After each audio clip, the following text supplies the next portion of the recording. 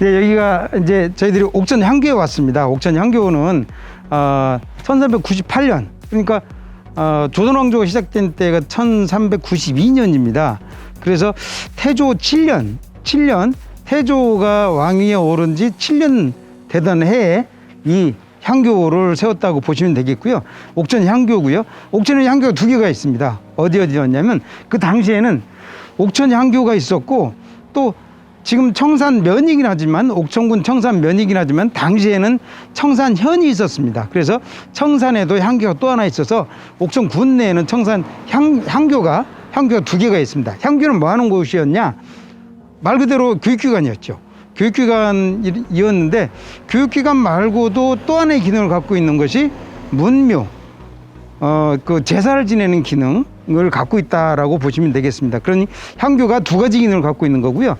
옥천 향교는 1398년에 시작이 됐지만, 원래 향교 자체가 조선시대 때부터 시작이 됐던 건 아니고요. 그 이전 삼국시대부터 시작이 됐다라고 얘기를 합니다. 그래서 고구려 시작이 됐고, 그래서 고구려는 이제 태학이라고 하는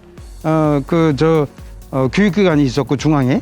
그리고 각 고장마다는 경당이라고 하는 지방 교육기관이 있었다. 그리고 그걸 또 이제 신라에서도 별도의 교육기관이 있었고, 백제에서도 그런 교육기관이 있었다라고 이제 시작이 됐는데, 사실 이 향교의 그 중앙에 가면 요즘으로 말하자면 대학 기능을 하는 성균관이 있습니다. 성균관. 근데 성균관이 서울에 있었고, 지방에는 이런 향교를 해서 향교가 적어도 고등교육기관, 그리고 초등교육기관은 어떤 역할을 했냐면 각 지역에 세워졌던, 마을마다 세워졌던 서당이 이제 그런 교육 기능을 같이 했죠. 그래서 서당을 졸업하고 나면 향교에 오게 되는 겁니다. 그래서 향교가 이제 그만큼 중요한 역할을 했던 교육기관이라고 보시면 되고, 안에 들어가서 보시겠습니다만 향교는 교육기관 또 제사기능, 이 두 가지 기능을 갖고 있습니다. 한번 좀 들어가 보시는데, 여기 들어갈 때 문을 통과를 해야 됩니다. 문. 이게 붉은 빛을 띤 이제 홍살문이라고 얘기를 하는데, 왜 홍살문이냐면 붉은 홍자. 이게 기둥이 빨갛잖아요. 그러니까 붉은 홍자를 써서 살은 뭐냐면 저기에 세워져 있는 게 살을 세웠기 때문에 이제 홍살문이라고 얘기를 하고요. 저 홍살문에 대한 정확한 유래나 이런 것들은 문헌상으로 전해지는 건 없습니다. 다만 지금 추정을 하기에는 홍살문이 대체로 향교뿐만 아니라 궁궐, 또 어떤 고위 관작들의 어떤 묘소 이런데, 또 문묘 이런데 홍살문이 세워져 있습니다. 세워져 있는데, 저기 가운데 보시면 태국 문양이 세워져 있고요. 삼지창이 되어 있습니다. 태국 문양을 중심으로 해서 창이 3개가 되어 있어서 저거를 홍살이라고도 하고, 저게 화살 전자를 써서 홍전문이라고도 얘기를 합니다. 그래서 이거는 이제 풍수상으로도 그렇고, 풍수상으로도 홍살문이라고 하는 이런 의미를 담고 있다라고 하는 이런 얘기도 있고 합니다만, 어쨌든 옛날부터 아주 귀한 장소 이런 곳에 앞에 들어갈 때 세워졌던 문이라고 보시면 되겠고요. 그 앞에 바로 비석이 있습니다. 비석. 한번 좀 가까이 보시죠. 예.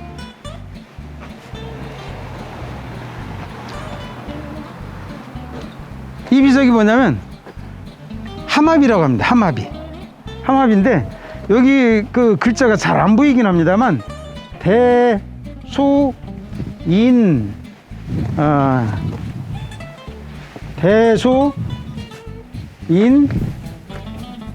뭐야 이게?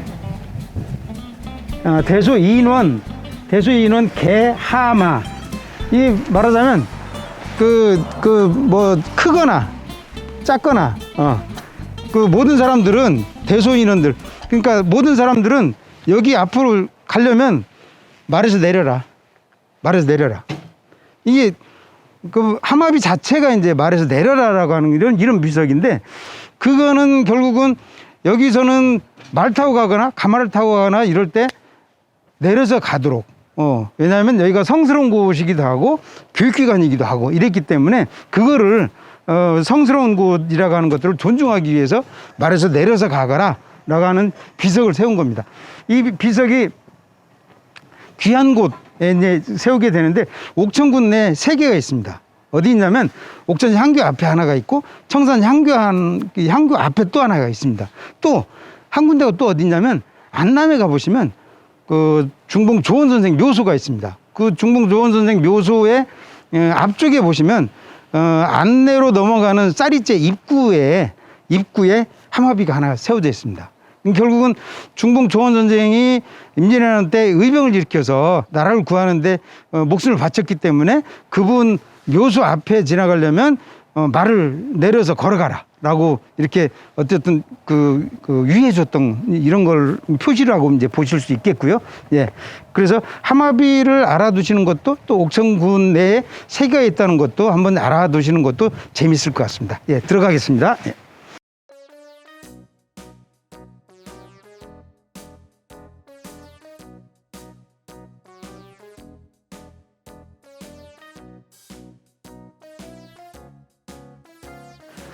향교라고 하는 것이 아까도 이제 말씀을 드렸지만 교육 기능하고 제사 기능 2가지를 이제 갖추고 있다라고 얘기를 하는데요. 이 앞에 나와 있는 게 강당입니다. 강당. 옛날에 이제 교육을 했던 곳, 이제 공부했던 곳, 명륜당이라고 해서 교육을 했던 강당이라고 보실 수가 있고요. 보시면 이제 뒤에 들어가 보시면 아시겠지만 앞에 이제 전면에 교육 강당이 있고 교육을 했던 곳이 있고 뒤에 보면 대성전이라고 해서 제사를 지내는 곳이 있고요. 이 강당 바로 뒤에는 옛날 학생들이 머물렀던 기숙사가 있습니다. 자, 이제 옥천 향교 안에 들어왔습니다. 저희도 이제 바깥에서 봤었는데, 바깥에서 명륜당 보고 전체적인 것들을 봤었는데, 이 안에 이제 들어왔습니다. 그래서 안에 들어와 보니까 저쪽으로 보시면, 이 앞에가 이제 아까 저희들이 봤던 명륜당이 이 앞에 있는 거고요. 예. 옛날 같으면 굉장히 큰 집이죠. 굉장히 큰 집이어서, 강당 역할을 하는 거고, 이게 앞뒤로 문이 있습니다. 그래서 앞뒤 문만 활짝 열어놓고, 여름에 뭐 이런 때 바람 한번 씩 불면 굉장히 시원할 것 같은 이런 느낌의 강당입니다. 그래서 옛날에 옥천 향교에서도 그렇고, 옥천 유림, 유도회 뭐 이런 데서 여기서 이제 한자 공부도 시키고 또 초등학생들 대상으로 해서 강좌도 하고 이랬던 곳이라고 보시면 되겠습니다. 저기 지금 바라보시는 데가 기숙사입니다. 기숙사. 저쪽이 이제 서무라고 해서 기숙사였고요. 기숙사는 이제 여기서 배웠던 학생들이 저기에서 먹고 자고 했던 곳이라고 볼 수 있겠죠. 저기 서무가 저기 있다는 것을 보면 이쪽에 동쪽 기숙사가 하나 더 있어야 되는 것이 맞습니다. 근데 옥천향교에서는 동쪽 기숙사에 대한 기록들이 없고 언제 어떻게 무너졌는지 뭐 이런 기록들도 없어서 그걸 확인할 길은 현재로서는 없습니다. 한번 좀 여기까지는 이제 교육을 담당하는 공간이었었고요. 이제 제사를 담당하는 곳으로 한번 들어가 보도록 하겠습니다. 여기가 대성전입니다. 대성전. 아까부터 제가 설명을 잘못했네요. 여기 기숙사가 젠데 이게 동무서무죠. 대성전 문묘가 있고요. 여기가 이제 큰 제사를 지내는 공자님 모셔져 있는 곳이라고 볼 수가 있겠고요. 양쪽에 집들이 또 하나가 있습니다. 또 하나씩 있습니다. 그래서 이것은 동무, 서무 해서 제사를 대성전 안에서는 공자님을 비롯해서 5명의 사철이 있습니다. 사철. 그래서 공자님 제자들 해서 그 공자님을 포함한 5분이 이제 주벽이 되고요. 그 외에 공자님 제자가 10분이 또 있습니다. 그래서 그분들을 또 유태를 모신 데가 대성전이 되겠고요. 동무와 서무에는 최치원 선생부터 시작을 해서 우리나라의 유학 성현들을 모신 곳이 되겠습니다. 그래서 특히 이제 동무와 서무가 있는데 사실 향교를 보면 전국 어디나 다 똑같습니다. 다 똑같은데 모시는 분들이 근데 동국 18년이라고 해서 우리나라에서 태어난 그 대유학자들 유학이었던 선생님들 이런 분들 18분을 모셨는데 그 중에 옥천 분들이 2분이 있습니다. 이건 어떻게 보면 삼국시대 신라 그 최천 선생부터 시작을 해서 18분의 성현들을 향교에다가 모시는데 옥천분들이 두 분이라는 얘기를 한다면 진짜 옥천은 대단한 고장인 거죠. 그 한 분이 이제 임진왜란 때 의병장을 하셨던 조원 선생이고요. 조원 선생 같은 경우는 의병장을 하시기도 했지만 의병을 하시기 이전에 유학자로서 또 학문이 높은 분으로서 아주 존경을 받던 그런 분이어서 그 향교에 모셔질 수가 있었겠고요. 그리고 또 한 분이 송시열 선생입니다. 우암 송시열 선생. 우암 송시열 선생은 이원명 구룡리 출신이죠. 구룡리 출신으로 뭐 말할 것도 없이 뭐 그 조선시대의 대유학자, 특히